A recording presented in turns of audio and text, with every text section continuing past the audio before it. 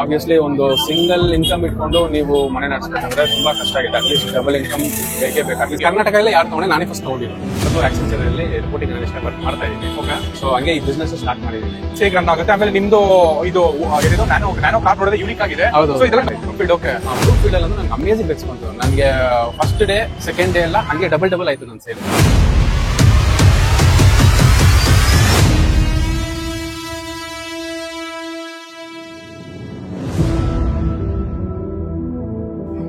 Sir ನಿಮ್ಮ ಹೆಸರು, ನೀವೇನ್ ಮಾಡ್ತೀರಿ ಸರ್ ಮುಂಚೆ? ಸರ್ ನನ್ನ ಹೆಸರು ಯಶವಂತ್ ಅಂತ. ಓಕೆ. ನಾನು ವರ್ಕ್ ಮಾಡ್ತಾ ಇದ್ದೀನಿ. ನಾನು ಇವಾಗಲೂ ಆಕ್ಸೆಂಚರ್ ಅಲ್ಲಿ ರಿಪೋರ್ಟಿಂಗ್ ಅನಲಿಸ್ಟ್ ವರ್ಕ್ ಮಾಡ್ತಾ ಇದ್ದೀನಿ. ಓಕೆ. ಸೊ ಹಂಗೆ ಈ ಬಿಸ್ನೆಸ್ ಸ್ಟಾರ್ಟ್ ಮಾಡಿದ್ದೀನಿ. ಓಕೆ. ಸೊ ವೀಕ್ ಡೇಸ್ ಅಲ್ಲಿ ಒಂದು ಹುಡುಗನ ಹೈರ್ ಮಾಡಿದ್ದೀನಿ ನಾನು. ಸೊ ವೀಕ್ ಡೇಸ್ ಅಲ್ಲಿ ಅವ್ರು ನೋಡ್ಕೊಂತಾರೆ, ವೀಕೆಂಡ್ಸ್ ಅಲ್ಲಿ ನಾನು ಬಂದು ಈ ಬಿಸ್ನೆಸ್ ನೋಡ್ಕೊಂತಾ ಇದ್ದೀನಿ. ಓಕೆ ಸರ್, ಇದು ನಿಮ್ ಮುಂಚೆನೆ ಪ್ಲಾನ್ ಇತ್ತಾ, ಇಲ್ಲ ಅಂದ್ರೆ ಜಸ್ಟ್ ಅನಿವಾರ್ಯ ತರದ ಆಗಿ ಒಂದು ಸ್ಟಾರ್ಟ್ ಮಾಡಿದ್ದ? ಇಲ್ಲ, ನನಗೆ ತುಂಬಾ ದಿವಸದಿಂದ ನನಗೆ ಫುಡ್ ಬಿಸ್ನೆಸ್ ಗೆ ಬರ್ಬೇಕಂದ್ರೆ ತುಂಬಾ ದಿವಸದಿಂದ ಆಸೆ ಇತ್ತು. ನನ್ಗೆ ಯಾವ್ದು ಅಷ್ಟು ಇದಾಗಿದೆ ಅಂತ ಅನಿಸ್ತಾ ಇರ್ಲಿಲ್ಲ. ಸೊ ಇದು ಬಂದು ನಾನು ಆಕ್ಚುಲಿ ಫ್ರಾಂಚೈಸಿ ತಗೊಂಡಿರೋದು. ಇದು ಓಕೆ, ಇದು ಫ್ರಾಂಚೈಸಿ ತಗೊಂಡು. ಓಕೆ, ನಿಮ್ದು ಓನ್ ಪ್ರಾಡಕ್ಟ್ ಅಲ್ಲ ಇದು ಫ್ರಾಂಚೈಸಿ. ನಾವು ಪಾಂಡಿಚೇರಿಗೆ ಟ್ರಿಪ್ ಹೋಗಿರ್ಬೇಕಾದ್ರೆ ಅಲ್ಲಿ ಕಾನ್ಸೆಪ್ಟ್ ನೋಡಿ, ಅಲ್ಲಿ ಟೇಸ್ಟ್ ನೋಡಿ ಇಷ್ಟ ಆಗಿ, ಆಮೇಲೆ ಅವ್ರ ಹತ್ರ ಮಾತಾಡಿ ಒಂದು 6 months ಅದ್ರ ಬಗ್ಗೆ ನಾನು ಸ್ವಲ್ಪ ಎಲ್ಲ ಚೆಕ್ ಮಾಡಿ, ಸೊ ಬ್ಯಾಂಗ್ಳೂರಲ್ಲಿ ಈ ತರ ಪ್ರಾಡಕ್ಟ್ ಎಲ್ಲ ಇದೆಯಾ ಅಂದ್ಬಿಟ್ಟು ನಾನೆಲ್ಲ ಚೆಕ್ ಮಾಡ್ಬಿಟ್ಟು ಆಮೇಲೆ ಫೈನಲ್ ಆಗಿ ಓಕೆ ಎಲ್ಲೂ ಈ ತರ ಒಂದು ಪ್ರಾಡಕ್ಟ್ ಇಲ್ಲ with this real fruit combinations ಎಲ್ಲ ಎಲ್ಲೂ ಇಲ್ಲ ಅಂತ ಗೊತ್ತಾದ್ಮೇಲೆ ಸರಿ ನಾವು ತಗೊಳ್ಳೋಣ ಅಂದ್ಬಿಟ್ಟು ಈ ಫ್ರಾಂಚೈಸಿ ತಗೊಂಡು ಸ್ಟಾರ್ಟ್ ಮಾಡಿರೋದು. ಓಕೆ, ಏನಕ್ಕೆ ಐಡಿಯಾ ಬಂತು ಸರ್ ಇದನ್ನ ತಗೋಬೇಕಂತ ಅನ್ಸುತ್ತೆ ನಿಮ್ಗೆ? ಏನಂದ್ರೆ ಈ ತರ ಇವಾಗ ಪಾಪ್ಸಿಕಲ್ಸ್ ಅಂದ್ರೆ ಎಲ್ಲರಿಗೂ ಬರೋದು. ಬೇಸಿಕಲಿ ಪಾಪ್ಸಿಕಮ್ಸ್ ಅಂದ್ರೆ ಏನು? ಪಾಪ್ಸಿಕಲ್ಸ್ ಅಂದ್ರೆ ಕ್ಯಾಂಡಿ ಐಸ್ ಕ್ರೀಮ್ ಅಷ್ಟೇ. ಕ್ಯಾಂಡಿ ಐಸ್ ಕ್ರೀಮ್ ಅಷ್ಟೇ. ಓಕೆ. ಕ್ಯಾಂಡಿ ಐಸ್ ಕ್ರೀಮ್ ನೀವು ನೋಡಿದ್ರೆ ನಿಮ್ಗೆ ನಾರ್ಮಲ್ ಆಗಿ ಎಲ್ಲದರಲ್ಲೂ ಆರೆಂಜು ಇಲ್ಲಾಂದ್ರೆ ಮ್ಯಾಂಗೋ ಆತರ ಚಾಕೋಬಾರ್ ಆತರ ಬರುತ್ತೆ. ಬಟ್ ಅದೆಲ್ಲ ಬಂದ್ಬಿಟ್ಟು ನಿಮ್ಗೆ ನೀವು ಆರೆಂಜ್ ತಿಂದ್ರೆ ಮ್ಯಾಂಗೋ ತಿಂದ್ರೆ ಬಾಯಲ್ಲೆಲ್ಲ ಫುಲ್ ಕಲರ್ ಅನ್ಕೊಂಡಿದೆ. ಅದ್ರಲ್ಲಿ ಗೊತ್ತಾಗುತ್ತೆ ಎಷ್ಟು ಕಲರ್ ಹಾಕಿ ಕೆಮಿಕಲ್ಸ್ ಯಾರು ಬಂದು ರಿಯಲ್ ಫ್ರೂಟ್ಸ್ ಬಂದು 10 rupees 20 rupees ಯಾರು ಕೊಡಲ್ಲ. ಓಕೆನಾ? ಬಟ್ ಇದರಲ್ಲಿ ಏನಂದ್ರೆ ಇದು ಬರೀ ರಿಯಲ್ ಫ್ರೂಟ್ ಎಕ್ಸ್ಟ್ರಾಕ್ಟ್ ಇಂದ ಮಾಡಿರೋದು. ವಾಟರ್ ಇದರಲ್ಲಿ 3 types ಇದೆ. ಒಂದು ಜ್ಯೂಸಿ ಪಾಪ್ಸ್, ಒಂದು ಕ್ರೀಮಿ ಪಾಪ್ಸ್, ಇನ್ನೊಂದು ಸ್ಪೆಷಲ್ ಪಾಪ್ಸ್ ಅಂದ್ಬಿಟ್ಟು. Juicy pops only juice extract ಮಾಡ್ತಾರೆ, ಈವನ್ ವಾಟರ್ ಕೂಡ ಆಡ್ ಮಾಡಿರೋದು.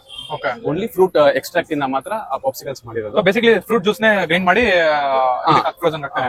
ಫ್ರೋಸ್ ಮಾಡಿ ಅದನ್ನ ಪಾಪ್ಸಿಕಲ್ಸ್ ತರ ಮಾಡಿರ್ತಾರೆ. ಸೊ ಫಸ್ಟ್ ಬೈಟ್ ಅಲ್ಲೇ ನಿಮ್ಗೆ ಗೊತ್ತಾಗುತ್ತೆ ಇದು ರಿಯಲ್ ಫ್ರೂಟ್ ಇಂದ ಮಾಡಿ. ಯಾಕಂದ್ರೆ ನಮ್ಗೆ ಬಂದಿರೋ ತುಂಬಾ ರಿವ್ಯೂಸ್ ಹಂಗೆ ಇರೋದು. ಇದು ಯೂನಿಕ್ ಆಗಿ ಇರೋದ್ರಿಂದ ಬ್ಯಾಂಗ್ಳೂರಲ್ಲಿ ಎಲ್ಲೂ ಇಲ್ಲ ಅಂತ ನೀವು ಪಿಕ್ ಮಾಡಿದ್ದೀರಾ ಇದು? ಹೌದು ಸರ್, ಬ್ಯಾಂಗ್ಳೂರಲ್ಲೇ ಎಲ್ಲೂ ಇಲ್ಲ. ಅಂದ್ರೆ ಈ ಒಂದು ಏನೋ ಪಾಪ್ಸಿಕಲ್ಸ್ ಅನ್ನೋದು ಫ್ರಾಂಚೈಸ್ ಯಾರು ತಗೊಂಡೇ ಇಲ್ವಾ? ಇಲ್ಲ, ಕರ್ನಾಟಕದಲ್ಲಿ ಯಾರು ತಗೊಂಡೆ ನಾನೇ ಫಸ್ಟ್ ತಗೊಂಡಿರೋದು. ಈ ಪಾಂಡಿಯಿಂದ ನೋಡಿ, ಪಾಂಡಿಚೇರಿಯಿಂದ ನೀವು ಅದನ್ನ ನೋಡಿ ನೀವು 6 months ಎಲ್ಲ ಸ್ಟಡಿ ಮಾಡಿ ತಗೊಂಡಿರೋದು. ಸೊ ಸರ್, ಇದನ್ನ ಇವಾಗ ನೀವು ಫ್ರಾಂಚೈಸಿ ಅಂತ ಇರೋದ್ರಿಂದ ಈ ಪ್ರೋಸೆಸ್ ಹೇಗೆ ರನ್ ಆಗುತ್ತೆ? ಆಮೇಲೆ ನಿಮ್ದು ಇದು ಏನಿದು ನ್ಯಾನೋ ಕಾರ್ ನೋಡೋದು ಯೂನಿಕ್ ಆಗಿದೆ. ಸೊ ಇದೆಲ್ಲ ಕಂಪ್ಲೀಟ್ ಅವ್ರದೇನ ಇಲ್ಲ ಸೆಟಪ್ ಇಲ್ಲ?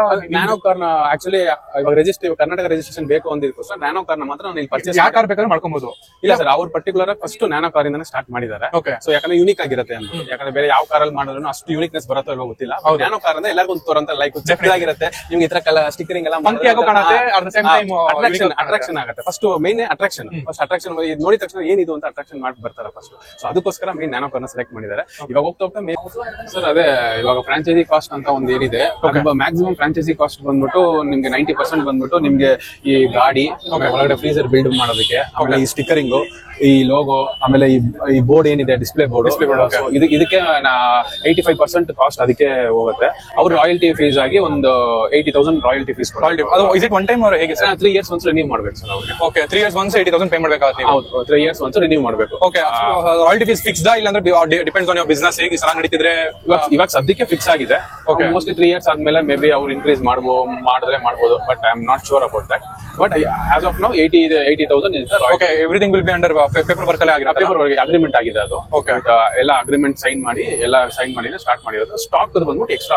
ಸರ್ ಇವಾಗ ನಾನು ಒಂದ್ ಕೇಳ್ಬೇಕು, ನೀವು ಇವಾಗ ಇದು ಪ್ರಾಡಕ್ಟ್ ನ ಯೂನಿಕ್ ಆಗಿದೆ ಅಂತ ನೋಡಿದ್ರೆ ನೀವು ಏನಕ್ಕೆ ಫ್ರಾಂಚೈಸಿ ನೋಡ್ರಿ? ನೀವೇ ಇದನ್ನ ಎಕ್ಸ್ಪ್ಲೋರ್ ಮಾಡಿ ನೀವು ಓನ್ ಆಗಿ ಏನಕ್ಕೆ ಮಾಡಕ್ ಹೋಗಿಲ್ಲ? ಇಲ್ಲಾಂದ್ರೆ ಆ ಐಡಿಯಾ ಬಂದಿತ್ತಾ ಹೇಗೆ ಸರ್? ಇಲ್ಲ, ಓನ್ ಏನಕ್ಕಂದ್ರೆ ಇದು ಪರ್ಮಿಟೇಷನ್ ಕಾಂಬಿನೇಷನ್ಸ್ ಇರುತ್ತೆ. ಡೆಫಿನೆಟ್ಲಿ ಈ ಕ್ವಾಂಟಿಟಿ ಫ್ರೂಟ್ ಗೆ ಎಷ್ಟು ಆಡ್ ಮಾಡಬೇಕು, ರೇಷಿಯೋಸ್ ಎಲ್ಲ ಇರುತ್ತಲ್ಲ. ಸೊ ಅದಕ್ಕೆ ನಾವು ಯಾಕಂದ್ರೆ ಇವ್ರು ಬಂದ್ಬಿಟ್ಟು ಆಲ್ರೆಡಿ ಅದನ್ನೆಲ್ಲ ಅವರು ಎರರ್ ಮಾಡಿ ಎಲ್ಲ ಒಂದು ಆ ಸ್ಟೇಜ್ ಎಲ್ಲ ದಾಟಿನೇ ಅದು ಸ್ಟಾರ್ಟ್ ಮಾಡಿರೋದು. ಸೊ ನಾವು ಹೊಸದಾಗಿ ಮಾಡ್ಬೇಕಂದ್ರೆ ಅದು ನಾವು ಹೆಂಗೆ ಅದಕ್ಕೆ ದೊಡ್ಡ ಪ್ಲಾಂಟ್ ಬೇಕು ನಮ್ಗೆ ಅಷ್ಟು ಇದು. ಯಾಕಂದ್ರೆ ಫುಲ್ ಇಂಟು ಈ ಬಿಸ್ನೆಸ್ ಐಟಮ್ಸ್ ನಿಮ್ಗೆ ಎವ್ರಿ ವೀಕ್ ಬರುತ್ತಾ ಹೇಗೆ ನಿಮ್ಗೆ? ನನಗೆ ಸ್ಟಾಕ್ ಆದ್ಮೇಲೆ ನನಗೆ ಸ್ಟಾಕ್ ಮುಗಿತಾ ಇರ್ಬೇಕು 15 days ಮುಂಚೆನೆ ನಾನು ಹೇಳ್ಬೇಕು ಅವ್ರಿಗೆ. ಓಕೆ. ನಂಗೆ ಈ ಸ್ಟಾಕ್ ಮುಗಿತಾ ಇದೆ ಅಂತ ಹೇಳಿದ್ರೆ 15 days. ಇವಾಗ ನೋಡಿದ್ರೆ ನಾನು ಮಾರ್ಚ್ ಅಲ್ಲಿ ಫಸ್ಟ್ ಸ್ಟಾಕ್ ಬಂದಿದ್ದು, ಸೆಕೆಂಡ್ ಸ್ಟಾಕ್ ನನಗೆ ಏಪ್ರಿಲ್ ಎಂಡ್ ಅಲ್ಲಿ ಬಂತು.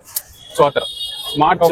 ಸೊ ಒಂದ್ ಸ್ಟಾಕ್ ಬಂದಂದ್ರೆ ಎಷ್ಟು ದಿನ ಬೇಕಾಗುತ್ತೆ ಸರ್? ಅಂದ್ರೆ ಎಷ್ಟು ದಿನ ಬೇಕಾಗುತ್ತೆ? ಶೆಲ್ಫ್ ಲೈಫ್ ಬಂದ್ಬಿಟ್ಟು 4 months ತನಕ ಹೇಳ್ಬೋದು ಸರ್ ನಾವು. 4 months ತನಕ ಹೇಳ್ಬೋದು. ಬಟ್ ವಿತಿನ್ 2 months ಎಲ್ಲ ಕ್ಲಿಯರ್ ಮಾಡ್ಕೊಂಡ್ಬಿಡ್ತೀರಾ? ಕ್ಲಿಯರ್ ಆಗ್ತಾ ಇದೆ.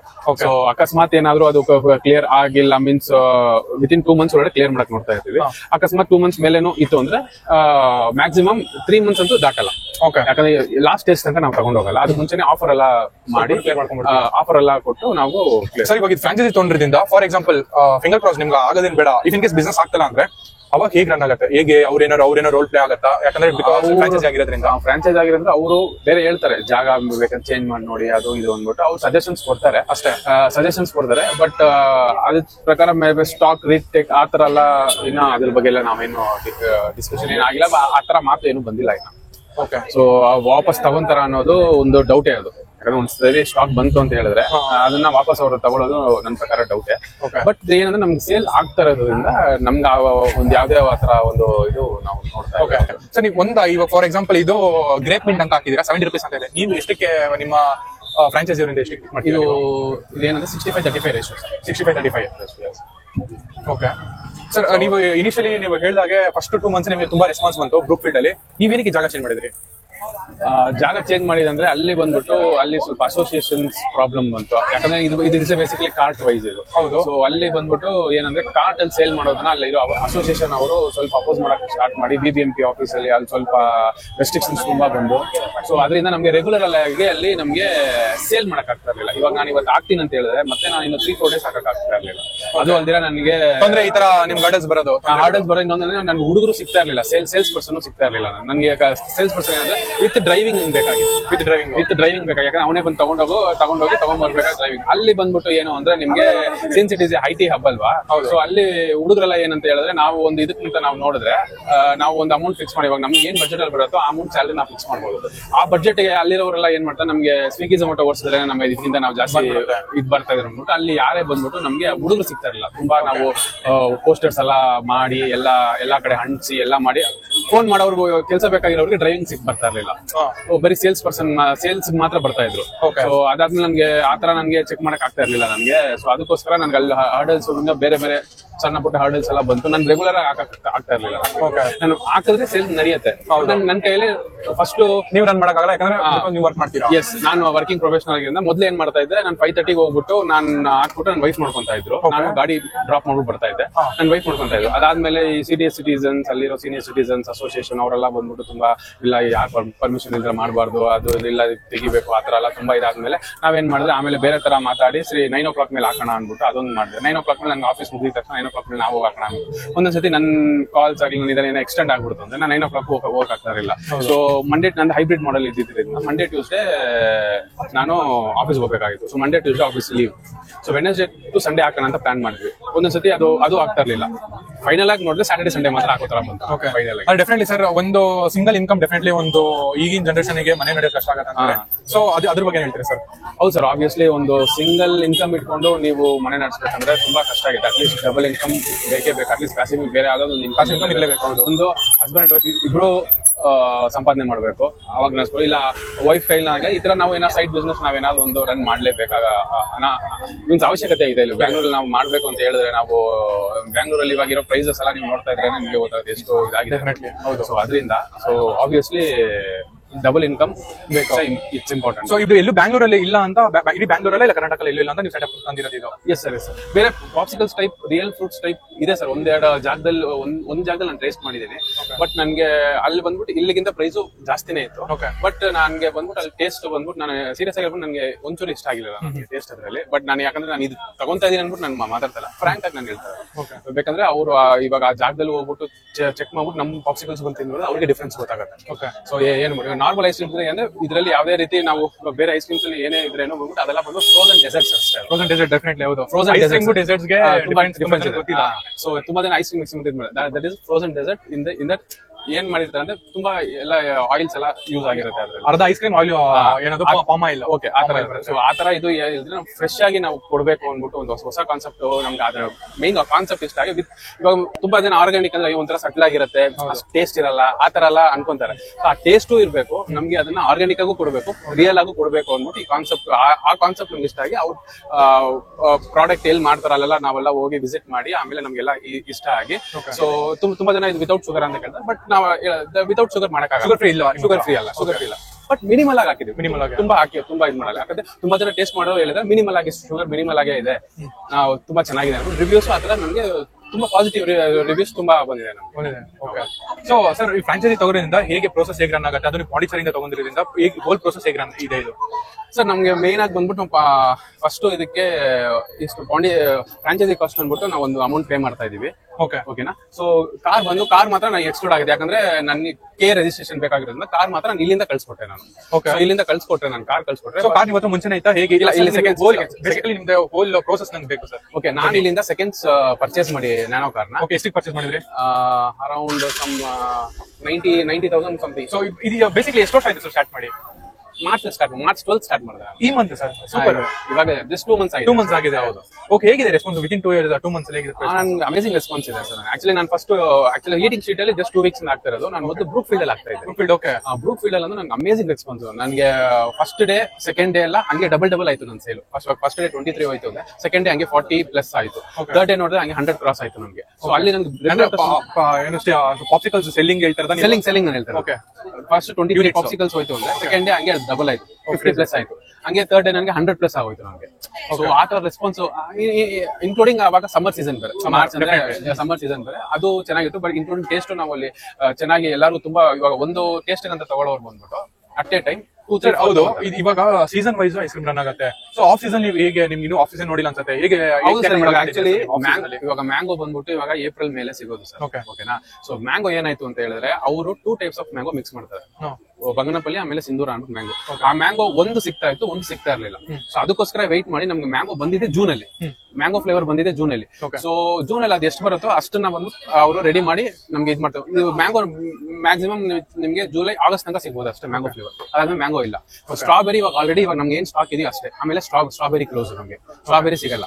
ಸೊ ಅದೇ ತರ ಆ ಸೀಸನ್ ಯಾವ್ದು ಫ್ರೂಟ್ಸ್ ಇದೆಯೋ ಆ ಫ್ರೂಟ್ಸ್ ಮಾತ್ರನೇ ನಮ್ಮ ಹತ್ರ ಅವೈಲೇಬಲ್ ಇರುತ್ತೆ. ಆಫ್ ಸೀಸನ್ ಅಲ್ಲಿ ಯಾವ್ದೇ ಆಫ್ ಸೀಸನ್ ಫ್ರೂಟ್ಸ್ ನಾವು ಯಾವ್ದು ಯಾಕಂದ್ರೆ ಟೇಸ್ಟ್ ಬರಲ್ಲ. ಪೊಮೊಗ್ರಾನೇಟ್ ಆಗ್ಲಿ ಇವಾಗಲೂ ಸಿಗುತ್ತೆ, ಬಟ್ ವೈಟ್ ಆಗಿರುತ್ತೆ. ಸೊ ಅದಕ್ಕೆ ನಾವು ಪೊಮೊಗ್ರಾನೇಟ್ ಪ್ರೊಡಕ್ಷನ್ ಮಾಡಲ್ಲ ಬರೋರಿಗೆ.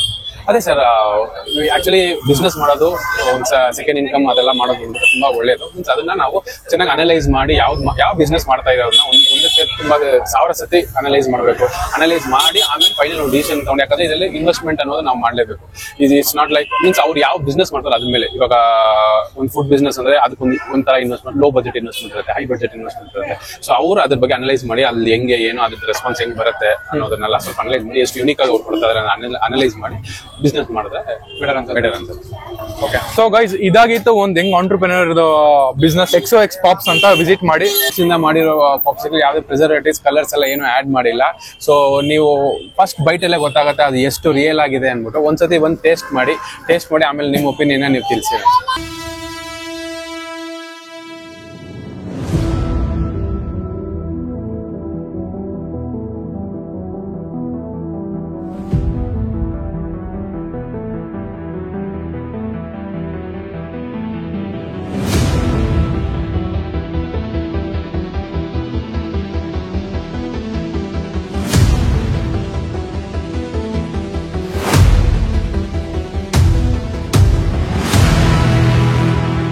ரொம்ப அருமையா இருந்தது.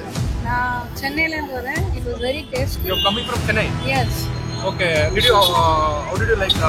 Yeah, it was very nice because it's made up of fresh fruits, right? Okay. I could feel the taste of the real fruit. Okay. You're basically staying in Chennai? Yeah, just visiting here for 2 days. 2 days. Okay. How did you feel the product? Yeah, it was very nice.